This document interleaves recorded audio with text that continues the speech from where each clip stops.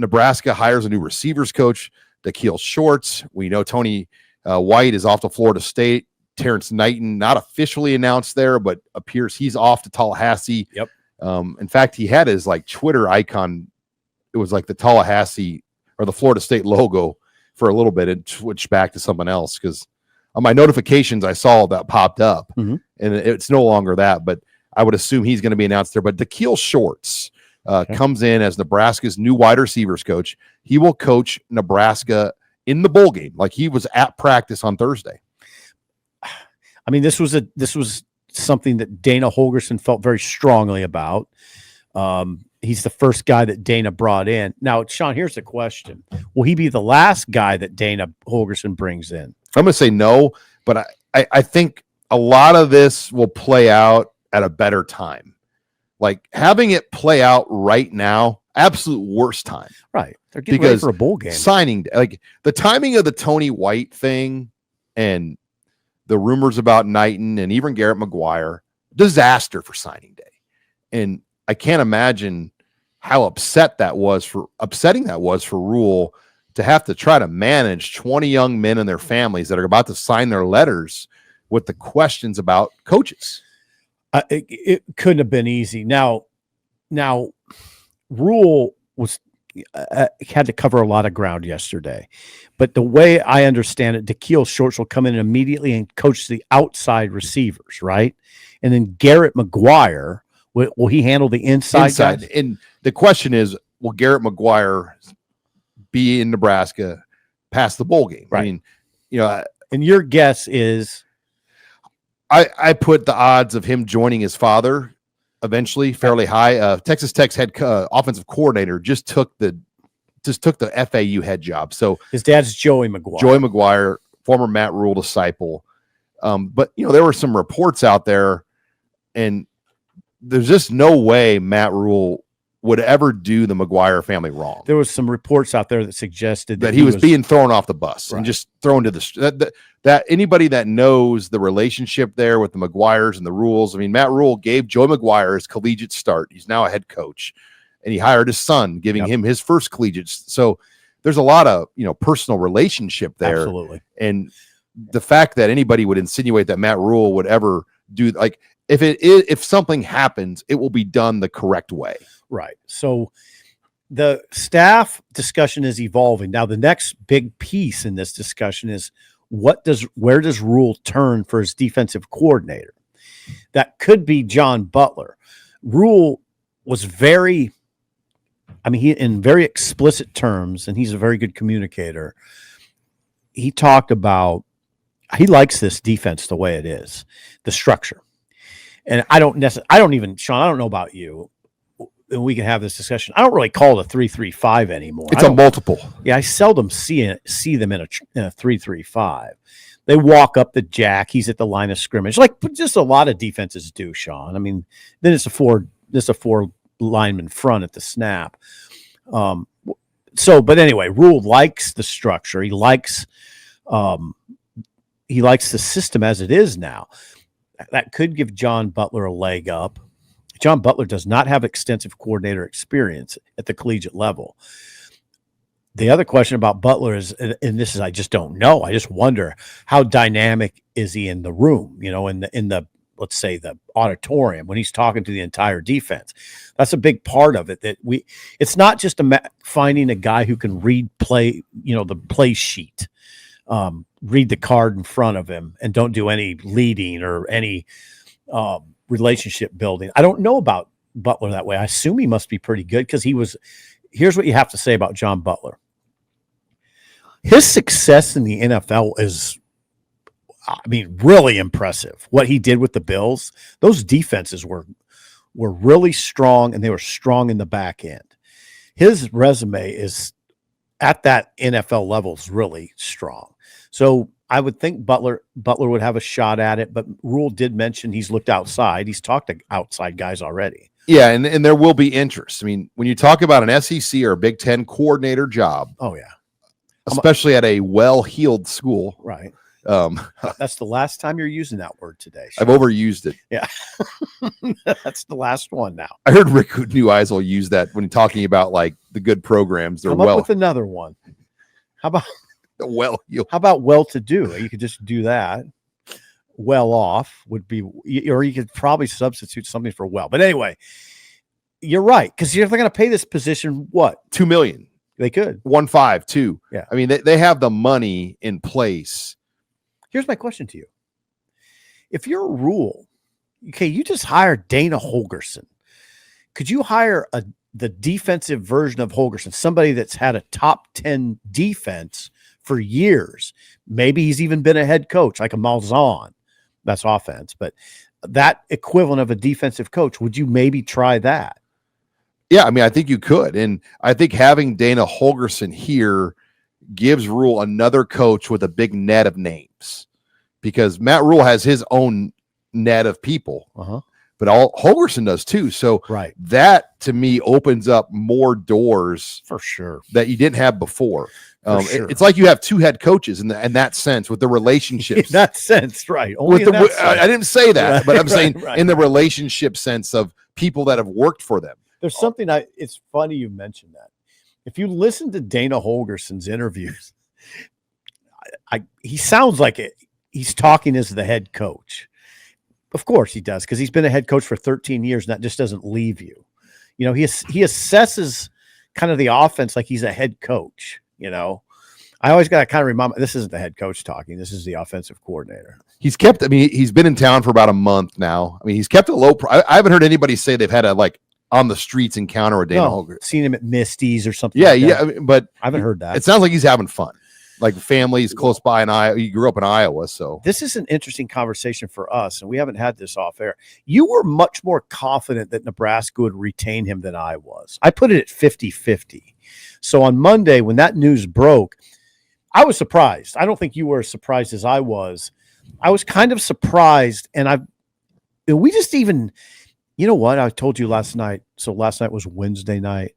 It didn't even really set in till last night that he's here for an extended period. 2-year contract. Yeah, and I want to say this. I think it's amazing for Nebraska that they landed. Give Rule credit. They landed Dana Holgorsen in town. The offense is going to be good. It's going to be a good offense. Okay. We use the analogy. It's kind of like Will Bolt bringing Rob Childress on his. That was almost surreal too. Like really, Rob Childress is going to be part of it. That's amazing. Dana Holgorsen. I feel very confident about Nebraska's offense in 2025. I really do. He'll make sure it's good. Well, in the portal acquisitions, he's going to know what to look for. 100. Like he's going to be very confident in the room of people on what they want. People, yeah, I agree. Now people are going to say, "Oh God, here you guys go again. Here you go again, Nebraska. You guys offseason national champions. Here we go. Yeah, here we go." No, here's the deal. He was the offensive coordinator 6 years for top 10 offenses. Those were 6 top 10 offenses. His resume suggests that he's going to have a top 25 offense here. Should we get off-season national championship shirts made? Wouldn't it be kind of funny? Yeah, we should. HuskerOnline. Polos. Not T-shirts. We're covering another off. I joked on the Red Sea Scrolls. I'm preparing to cover my 10th off-season national championship. Polos. Multiple colors, white, gray, and black. This is what I know about covering Nebraska for 25 years now. There's never really been a bad offseason. There hasn't. And there hasn't. Just think so. And just when you think you're out, they pull you back in. And there's a big reason why right there on your screen. You get these fans emotionally after these close losses. I'm done. I can't do this to myself. I've heard a lot. How many people? I can't. Sean, I can't do it anymore. But then they do something with the roster, the staff, the opponent they're playing, and all of a sudden you're back in. What will Arrowhead? We're assuming Arrowhead Stadium week 1. What is that going to look like?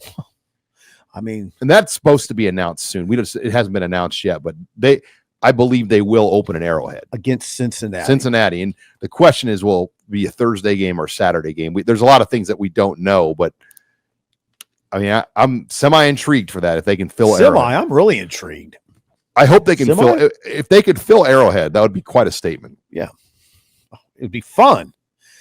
So, no, we got a lot of big news coming up because he's got to hire a defensive coordinator, and there's going to be a lot of player personnel news. Yeah, we're okay. Let's just map this out because there's already been about 10 players that have entered the portal on scholarship since November 25th. I mean, there's going to be another 10 or 15. And then they're going to add another 15. And there's going to be 3 or 4 coaching things that happen. The player personnel news is going to be hard for some Nebraska fans because there's still going to be some pretty big names that jump in. And there's a bit of a breaking point there. Like you or me, or most notably Matt Rule, can sell, hey guys, it's going to happen. This is happening all over. It is. There are also key guys, right? Now, there's a couple mindsets out there that I hear. Off a 6-6 team, who are you really worried about losing, Sean? Yeah, I just think people like older veteran players. I'm just saying that's a mindset out there. I am of the mind, my own opinion is, no, there are guys you don't want to lose off this roster.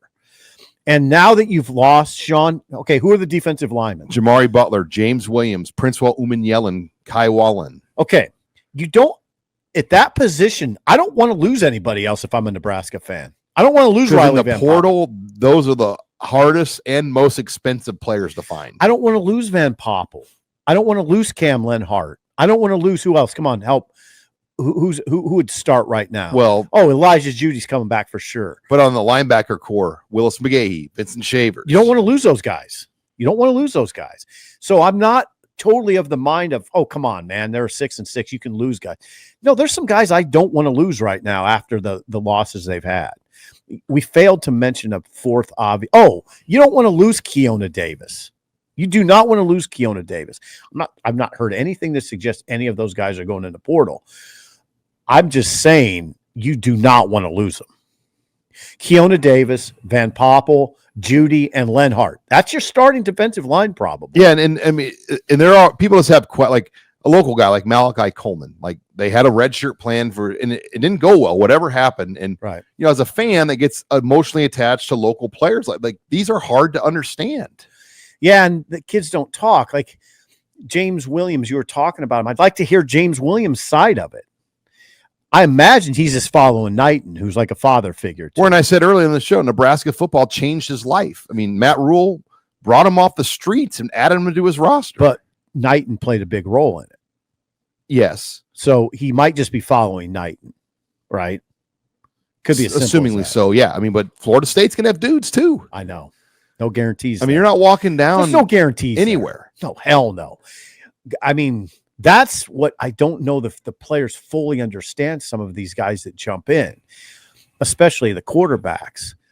Daniel Kalen, is there a place in America where he just go in and say, I'll be the starter? Yeah, like what changed about his situation is what I want to know. Like he knew the situation. Yeah. And again, you ask these questions all the time about the portal when a guy goes in. And the players don't really talk much. No, it's not much. It's just in your best interest not to do an exit interview. And what's been interesting, and we're blessed that Hayes Fawcett works for us at On3. These kids don't even a lot of times make their own statements. They just allow Hayes Fawcett, who works for us, to announce their transfers. I think this is informative for people because some people are going to say, why don't you interview the guys when they leave? No, I'm with you. I don't think it's in our best interest or their best interest. It's not some emotional sob story. Usually no. No, and it's kind of like in recruiting. You don't interview a guy why they didn't pick Nebraska. It's just and a lot of times they don't want to talk about it. But right. Real quick, Big Ten title game this weekend. Level of interest on that? Oh, very interested. Oregon, Penn State, and Indianapolis. I think Penn State. I mean, there's no great teams out there. We've established that. In fact, these two teams are sort of emblematic of that. I mean, Penn State's number 3 in the college football playoff rankings. They're not and USC should have beat them. Yeah, there's others that could say that. Ohio State did beat them on their home field, beat Penn State on their home field. Ohio State beat Penn State on its home field. Penn State hasn't really from the jump hasn't been great. They escaped against Minnesota. Now they hammered Maryland. I will say that. And now in this world, getting through with a one loss, tip your cap to James Franklin. He made it. He made it through. There's no great teams. They'll have a great shot to beat Oregon. Remember, Oregon needed all it could muster to get past Wisconsin. Okay. 16-13. And Boise State and Idaho. Right. I mean, Idaho, the yardage difference, but Idaho played them hard. I mean, Oregon is one of the weaker 12-0 undefeated teams in terms of their profile. No real great teams out there in college football. They beat Ohio State, though. Give them that. Yeah. No dominant teams in college football. No dominant teams in college basketball. I think the world's changed dramatically. It's going to be if somebody wins this whole thing out of like if an SMU or Arizona State, it's going to be nuts. Yeah, I don't see that necessarily, but it's not inconceivable. Yeah, it's set up for the SEC and the Big Ten because of the depth of the rosters. Like you are very oriented that way. You are very well. They have more margin for error because they have more players. Mm-hmm. You're right. You're not wrong. I'd kind of like to see you be wrong. I'd like to see Arizona State prove you wrong, but I don't see it happen. Like you could win one battle, but to do three or four, right? Or four, yeah, of that Boise caliber, State winning 4. You could scheme and win one of those things, but then reality wins eventually. Right now, could you see Ohio State winning 4 straight? Yeah. I mean, I think if they actually throw the ball to Jeremiah Smith. Yeah, I can't. But they had a better quarterback last year, Ohio State. It's really interesting. I don't know who I'd say I like.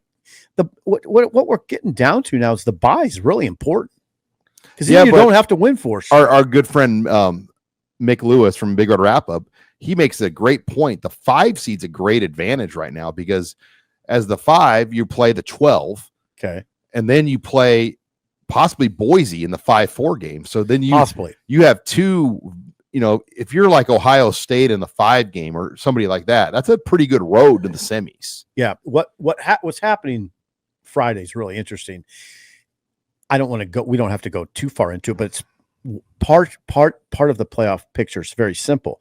UNLV is going to play Boise State for the Mountain West title on Friday night. If UNLV wins that game, Boise's out, obviously, and either Arizona State or Iowa State, now they're in. And so Iowa State and Arizona State are watching that game. On the bye. They get a bye. On the bye, right. Because right now, Boise, if they win, gets a bye. And that definitely upsets the apple cart. But all right, lots to follow. If you're interested as well, going on the bowl trip, we have a great package being set up with our partner, EB Sports, and that's going to be released officially on Sunday night. Check out our website that we're working with them on to put your email address in to get that information once it becomes live. ebsports.com/teams/Nebraska/HuskerOnline. That's ebsports.com/teams/Nebraska/HuskerOnline. And that will get your email in to get that bowl game information as we plan on having a full trip with charter airfare available. As there's definitely a lot of folks interested in a bowl game, and we'll get that information. You've heard from a lot, right? Yeah, I mean, we're pushing 1,000 people that have shown interest to go on this trip. Emails. So there's interest. I mean, the price and time of year and location. I mean, there's a lot of factors that we don't know yet.